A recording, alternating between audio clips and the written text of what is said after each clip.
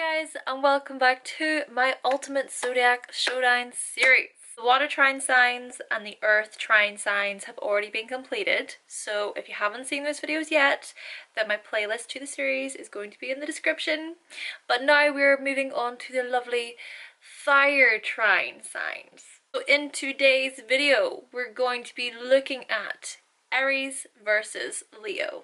I am going to be discussing the core differences between these two signs, followed by the compatibility whenever they are in a relationship. So looking at love, looking at sex, and looking at anger. What I want you guys to do is to comment down below the key differences that you happen to notice between these two signs, and also feel free to share any experiences that you've had with either of them as well. Now, Aries and Leo are both fire signs. It's the fire signs that seem to exuberate the most amount of energy out of all the other signs, because it's the element of fire that represents energy itself. It is Aries that begins the zodiac cycle, whilst it's Leo that begins the astrological ages cycle. For those of you who do not know what the astrological ages are, I've made a 3-part series to that. I made that a long time ago. Though still, the thing with energy is that it can't be created, nor can it be destroyed. It simply just shifts from one form to the next, moving from one cycle onto the next cycle. And that's why the zodiac is a wheel or a circle. Essentially, it has no beginning and it has no end. But it is the individual who determines where the circle begins. Much like the ancients decided to begin the zodiac with Aries. And they also worshipped the sun, the very planetary body that rules Leo. Let's just say here that perspective is a very powerful thing. Just like the fire signs are very powerful in their energy. But yes, it is our ancestors who decided to associate fire with being the beginning of it all, who viewed fire as the creator. Therefore, the fire signs are associated with creativity. It's the fire signs that manifest themselves in creative and unique ways. So they're very warm and they're outgoing, they're dramatic, they're spontaneous, and they possess a tremendous zest for life. For the fire signs, life is a sea of possibilities. They understand that as long as there are opportunities to explore, then all the more doors to open and to walk through. The fire signs are here to create the life that they want. There's no doubt about it. And so they represent the energy and the enthusiasm that comes with it. And because of this, the fire signs are the inspirations. They don't want to just live life, they want to live a joyous life. They don't just want to survive in this life, they want to thrive in this life. So they can be larger than life types of people, very active people who prefer to act on impulse due to their lively and courageous spirits. There's certainly no waiting around to make a decision with these fire signs, because if they intuitively feel it, then they will act on it. Okay, so we've got Aries and we've got Leo. Therefore we have a ram coming head to head with a lion. But let's break this down. When it comes to rams, they fight each other to decide who will be the dominant male in their group. Sometimes they charge as fast as 40 miles per hour. That's about 64 kilometers per hour for those of you who may not know. But eventually one of the rams will end up submitting and one of them will be the winner. Therefore they will be the new leader.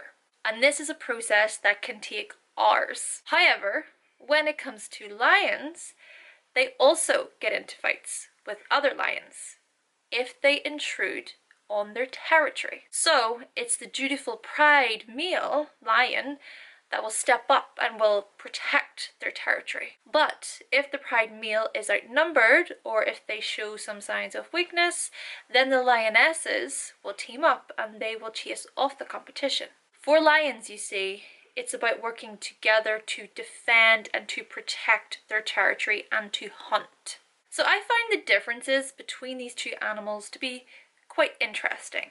Because whilst Aries is cardinal energy and Leo is fixed energy, it suggests that Leo has the most energy, right?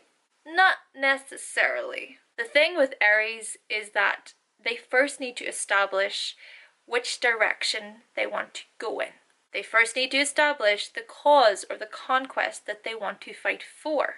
And once they know, there's no stopping them. Kind of like a gunshot or a rocket. Once they know where to shoot, off they go. But still, they can use their energy to bring about change as well. So, Aries can initiate one thing and then instantaneously initiate another. But it's a constant moving forward motion. There's no turning back for the Aries. So much like the rams charge ahead, those rams are going in one direction, they're charging at the competition, they're charging at that conquest or that cause, they're just going forward in order to win. With Leo, Leo also possesses this high amount of energy, and it can take a long time for them to tire out. But they aren't so eager to take risks like Aries, because they want to protect their hearth, that steady flame of self that burns within them. Much like a lion will protect their territory, protect their loved ones. So what I'm saying here is that Aries is all systems go, so eager to get things started, whilst Leo stabilizes the energy. And whilst Aries does things to please, well, Aries, Leo does things to please the pride. I'm talking about more of the physical lion's pride in this instance though. However, with a more evolved Leo, I'm talking about the lion's actual pride, because this symbolizes the very people that they care for and that they love. So whilst Aries wants to fulfill their fire possibilities through action, leadership, and a good challenge, Leo does this through loyalty, by being sustained and by being the protector of the weak. Ultimately, when it does come to how they both express their fire energy, I would say that Aries wants their daring nature to leave more of an impact, whilst it's Leo who wants their personality to leave more of an impact. Alright, so now with all that out of the way, now let's look at the Aries and Leo whenever they are in a relationship. So looking at love, looking at sex, and looking at anger. I was at the gym whenever I met him. To be honest, at first I thought he was a bit of a show-off because I catch him just constantly staring at himself in the mirror, though it didn't stop me from staring at him as well, because he certainly caught my eye. He smiled at me and then I smiled back, and I thought to myself, I want to get to know this man. I mean, sure, he seemed a little bit boastful, but to be honest, I can be like that too, so who am I to judge? So I see him walk into his car and I walk right up to him and I'm like, hey, I just wanted to let you know that I admire your dedication. That was some weight you were lifting in there. Very impressive, I said. And we've been on a roller coaster ever since. And I'm telling you, it is the most exciting relationship I've ever been in. And he makes me feel so special. He'll buy me the most extravagant gifts and he'll take me out to the best places. He once took me to this really fancy restaurant just so I could experience it, and then like straight after we went to the opposite side of town to the coolest urban joint. Everything with him is just this new surprise and it's so refreshing, it's so exciting. I definitely love how he indulges with many whims. Though sometimes he can't keep up with me so much. I once suggested last minute that we go for a hike, you know, up this mountain that was really close by. I thought, why not? Let's just do it.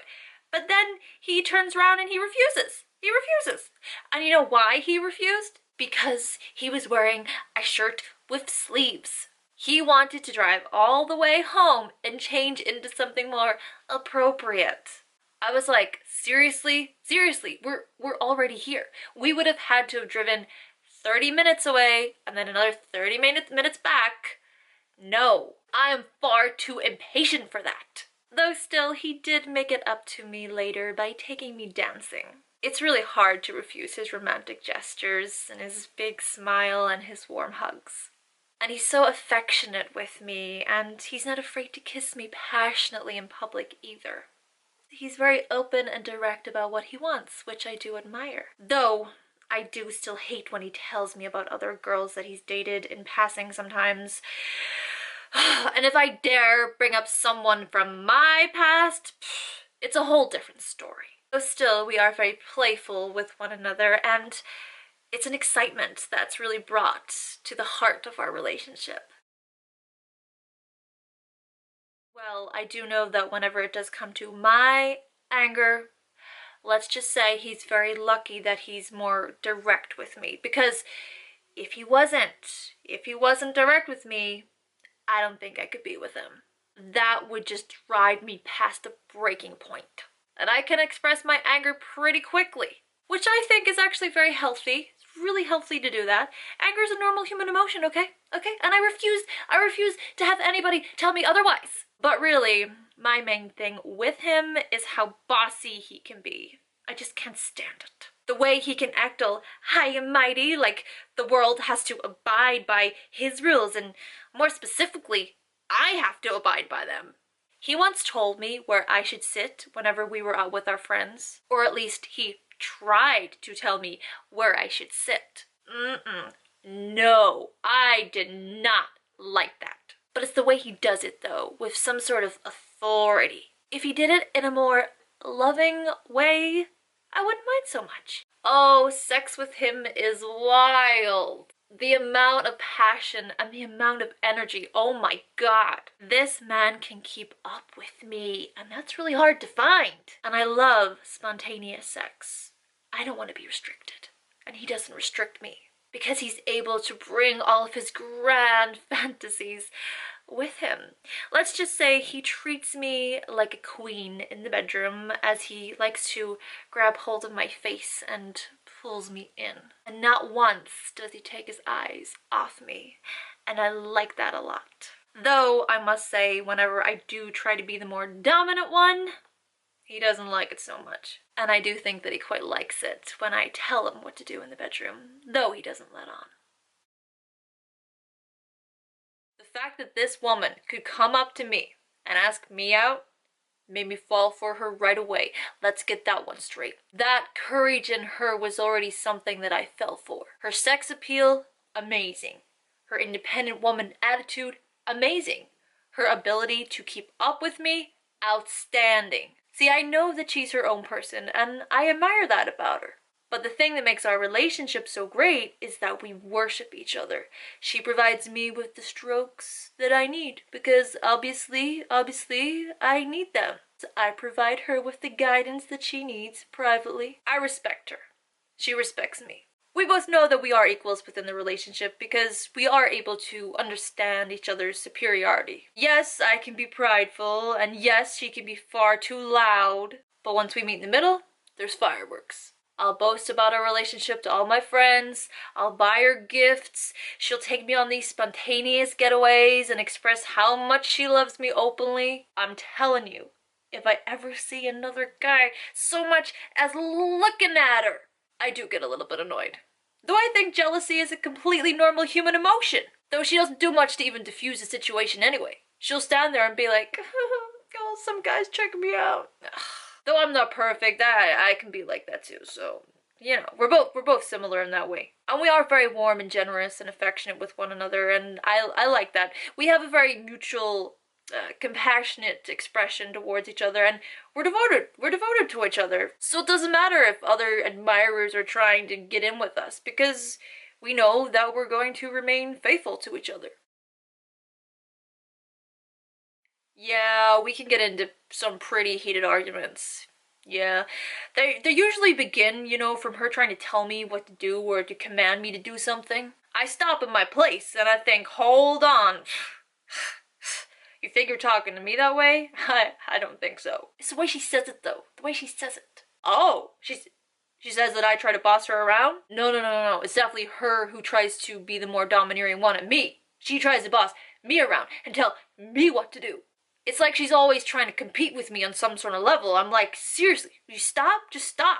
And she'll charge into things as well without even thinking about it. And I have to get her out of all these situations. Like, for example, she once started yelling at this girl on the street because she was taking far too long at the ATM machine. I had to move her away. I don't know what would have happened. Her fuse is so short. Far too short. Though, I do like how she doesn't beat around the bush whenever she has a problem with me. You know, I think she secretly likes to fight with me. Though, I secretly like the drama, so... Yup, I definitely take pride in how much I make love, and my expectations are very high as well. She told me that she likes to have sex quickly, and it's more of her own selfish needs that she tries to go for. But after meeting me, I think I've really put her to the test, because I can keep going for a very long time. I make things exciting for her, and I'm able to display a very high level of sexual energy. I think this is something she didn't expect from me, actually. But hey, the more spontaneous, the better for her. If she treats me like the king that I am, then I've very much found my queen. Okay guys, so that concludes my video on Aries versus Leo. Thank you kindly to my current subscribers for subscribing, thank you so much for watching, and furthermore, if you would like to see more videos from me, then click the subscribe button, and I will be back with another video very, very soon.